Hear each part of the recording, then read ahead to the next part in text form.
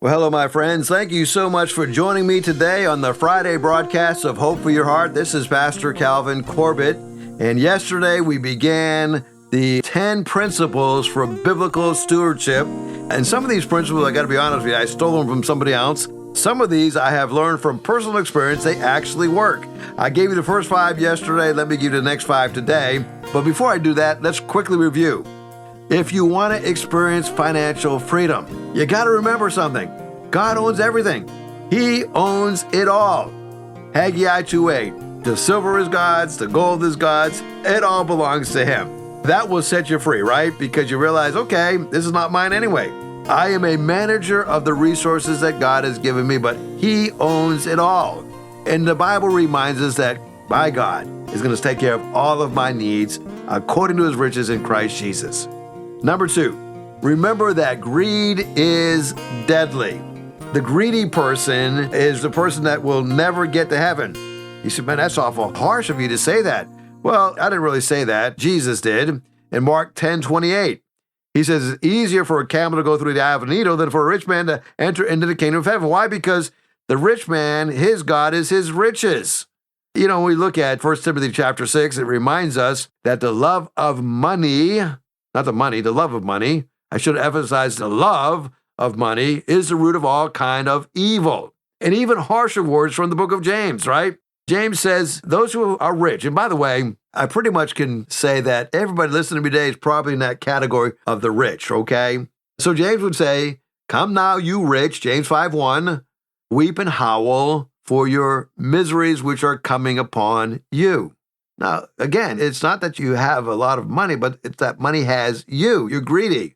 Your riches have rotted. Your garments have become moth-eaten. Your gold and your silver have rusted, and their rust will be a witness against you, will consume your flesh like fire. We find that the sin of greed is a sin that we think is a terrible sin, but we think that somebody else has it. I guess you could say it's kind of like bad breath. The person who has bad breath never thinks he has bad breath, but everybody else has bad breath but him.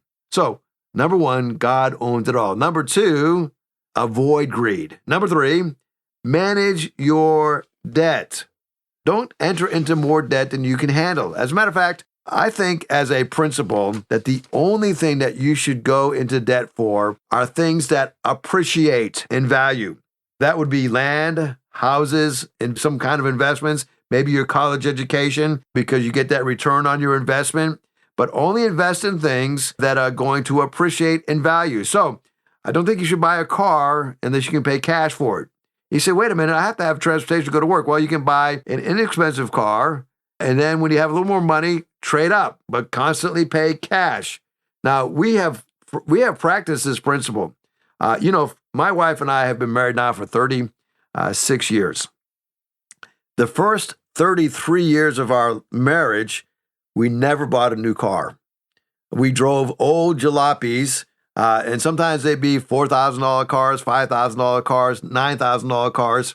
But in the last couple of years, we've been able to buy 2 brand new cars because and pay cash, right?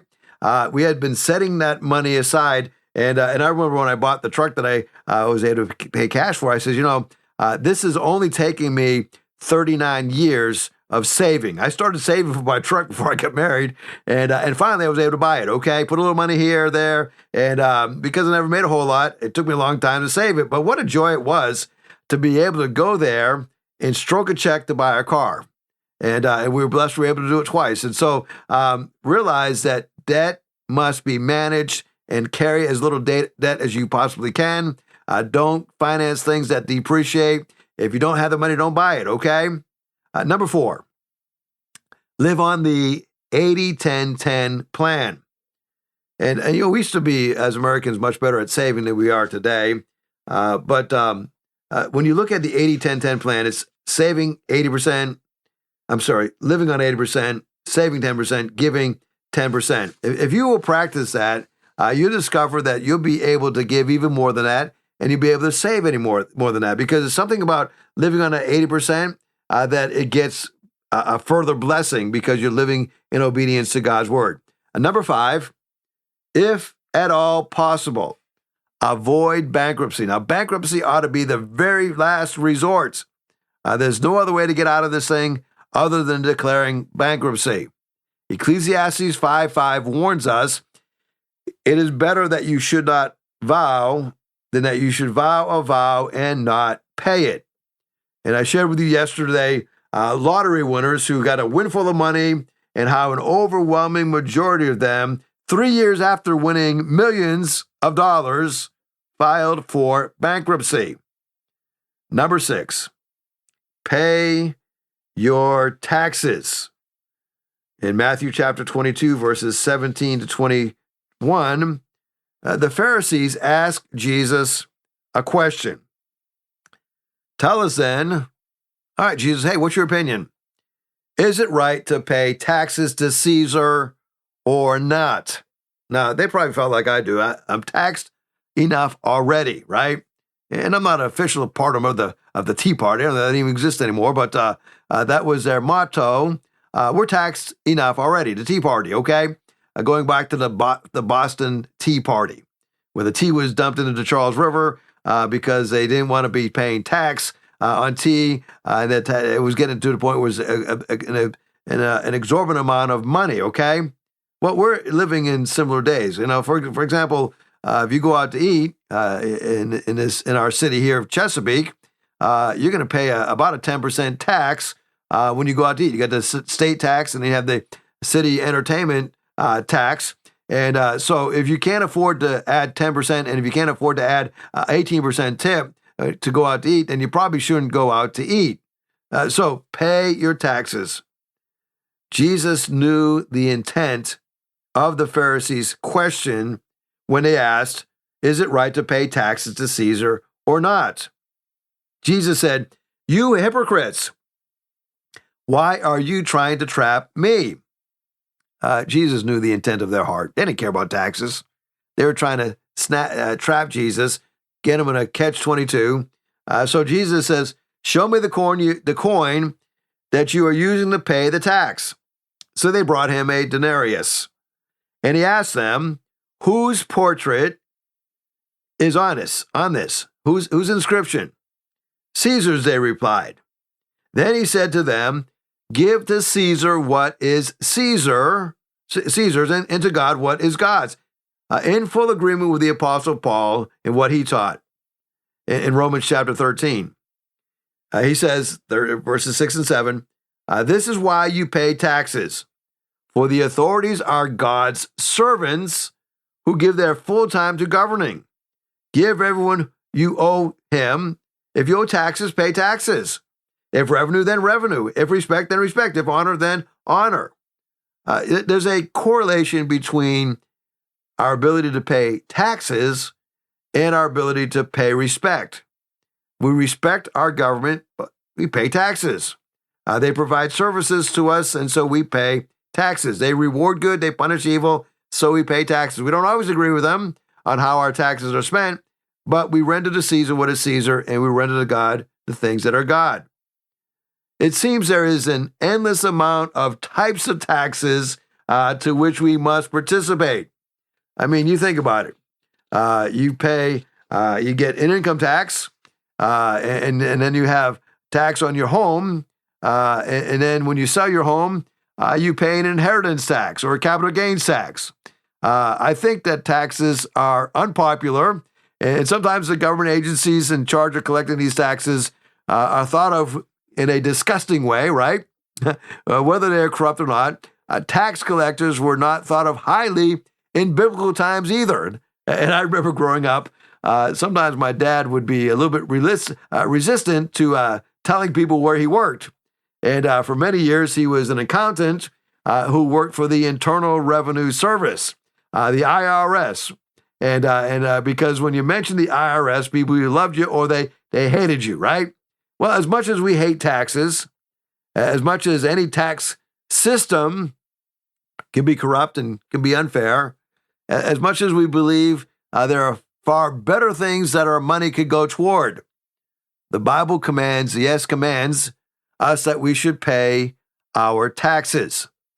And maybe a good reference would be Romans chapter 13, verses 1 through 7. And it makes it clear that we are to submit ourselves to the government.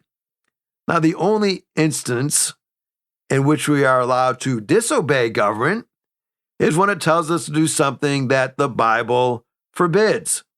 The Bible does not forbid paying taxes. In fact, the Bible encourages us to pay taxes. Therefore, we must submit to God and His word and pay our taxes. Now, there are times when you can not do things that the government commands us to do, and that's when you stand under convictions and then you let the chips fall where they may. But generally speaking, when it comes to taxes are intended to enable and to help our society to run. So taxes, I think, are part of life, right? Life is all about paying bills and paying taxes. And now, that being said, I think that we're free to look at the legal tax deductions that are available and take advantage of those as purely legal and as purely ethical. We do not have to pay the max amount of taxes. I mean, if there's a way that you can pay a little less and it's a provision that is given, if the government allows you a tax break, you're free to take that tax break. If there is a legal way you can shelter some of your money for being taxed, you're free to shelter it. And so Romans 13 reminds us that he who rebels against authority is rebelling against what God has instituted, and those who do so will bring judgment on themselves. All right, let's continue on with our list. Number 7, work hard and earn money ethically. James 5:4. Look, the wages you failed to pay the workmen who mowed your fields are crying out against you, says James 4. Now, I'm almost ashamed to share this story about a pastor that will go unnamed, but I had a pastor friend many years ago, and every time we would go out to eat, he would complain about the service, the food, it wasn't fixed right, they gave him the wrong thing, service was slow, and the reason he did that is because he didn't want to pay for his meal. And he figured that if he complained loud enough and long enough, the manager would come over and say, well, listen, I'm sorry that you've had a bad experience here in this establishment. The food wasn't how you liked it and service was slow. I'll tell you what we'll do. We'll go ahead and I'll pick up your tab, right? I think that's a problem. I think this is a violation of James 5:4, where, he's been given a meal. He should be paying for that meal because he's ordered that meal. James 5:4, the cries of the harvesters have reached the ears of the Almighty. Proverbs 22:16 similarly warns, he who oppresses the poor to make more for himself or who gives to the rich will only come to poverty. Now, for the employees working hard and trying to climb the ladder of success, Proverbs 10:4 puts it as this way. If you're working, the slack hand causes poverty, but the hand of the diligent makes one rich. So when we look at this subject of working hard and earning money, there's some things that you can do that I think will help you in this process. AI is here to stay, I think. I think that's safe to say that. So consider using AI to simplify money management. I recently bought a house and I used AI to do some research on mortgages and best types of mortgages. And, it saved me, I think, from having some costly mistakes. Here's another takeaway when it comes to earning money, working hard. Look at today's higher yields and review your borrowing strategy for when rates drop. So right now, if you have a mortgage, you're going to probably paying about 5.5% to 6% in interest. And so if a year from now, interest rates drop a point or two, well, take advantage of that. And by all means, refinance. Now, don't refinance to take a bunch of money out. Just refinance so that you can get your debt at a better rate and you can pay it off sooner. Another thing you can do with AI is you can turn AI-powered tools and they can help you earn money on the side, right? As a pastor, when I started the church that I now pastor, the church was so small, they couldn't afford to, we started from scratch, nothing. And so for the first 7 years, I didn't take a salary, didn't take any income from the church. And so I had to figure out how to take care of my family.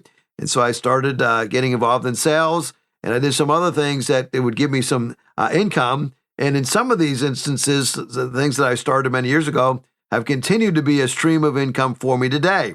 And so AI can help you to find some side jobs that will help you so that you can generate some more wealth. Now, be careful that you're not going to be greedy in doing this. I mean, I would say this would be done so that you can meet the needs and the financial obligations that you have.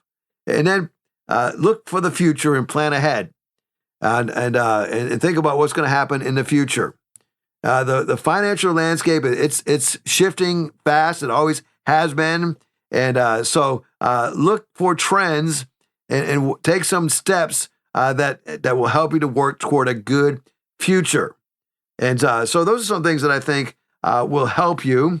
And even where we are today, we're at the end of 2025, beginning of 2026, and forecasters are now believing that interest rates in 2026 for a 30-year mortgage will probably drop, and even a 15-year mortgage obviously will drop along with it. And so all this matters when it comes to understanding finances. And so work hard, but allow your money to work for you as well. And so look at these options that we have that have been given to us. Okay, so work hard. When you look at money, your number one source of generating wealth is more than likely, unless you inherit a whole sum of money and you can just invest it, but more than likely, your wealth is going to come from the old-fashioned way, working hard, right, to get that money together so that you have it. And there's nothing wrong with that, right? Work is fulfilling. Find something that you enjoy doing, because you're going to spend 40, 50, 60 hours, 70 hours a week, 80 hours a week at work. So find some things that you do enjoy doing since you're going to spend so much time working. And then I think that you can also fortify your finances by setting aside, remember the 80-10-10 plan, set aside a fixed percentage of money for your taxes. That's going to be about 30% probably of your taxes. And then look ahead and save for things. For example, I have with my health insurance policy a thing that's called the HSA. It's a health savings account. And so I max that amount of money that I can put in every year. And that depends on what age you are, how much you can max at that account. And I know that right now I'm fairly healthy, but in the future, I may not be experiencing such good health, and I may need some money to pay for my medical bills. Now, the great thing about an HSA is that once you reach a certain age, I think it's 65, you can use that money for other things besides just health expenses. So an HSA is a good way to look at the future. Set some money aside for emergencies and have that money set aside. So some would say you start with at least $1,000 in your emergency fund. And that way, if the hot water heater blows up, you got some money to replace it. It's not going to set you back. And then I would also encourage you to bolster your retirement savings. Consider some tax advantage options like a 401k. Now, as a pastor many years ago, my income from the church, I opted out of Social Security. So I didn't just say, okay, that 15%, 7.5 and 7.5 employer and 7.5 my percent, I'm just going to go ahead and just spend that money. What I've done these last many years is I've set that aside into a 401 account.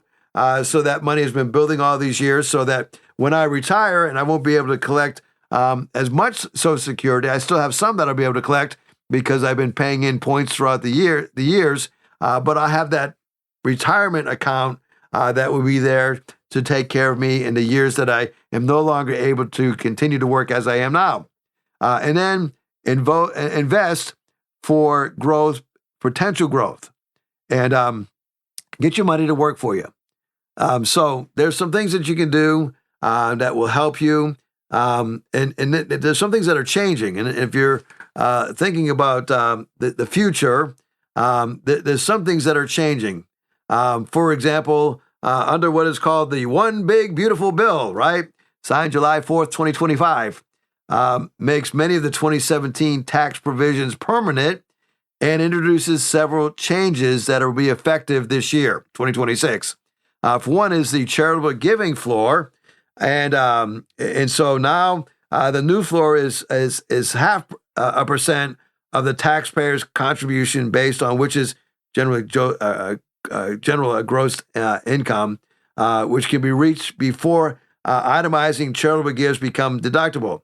So this basically means that before you could fully deduct your charitable contributions, now it must be reduced by 0.5% of the individual's contributions based for the tax year. So that changes a little bit, but I hope that doesn't desensitize you or anything when it comes to giving, because ultimately we're giving because we love the Lord. I love what Elvis Presley said about giving. He said he would not deduct his charitable giving from his taxes because he felt like that took out the joy of the gift. He says it's really a gift if I'm getting a kickback from the government. So that was his way of looking at it. You can look at it any way you want, but just have these in the back of your mind as you think about the future.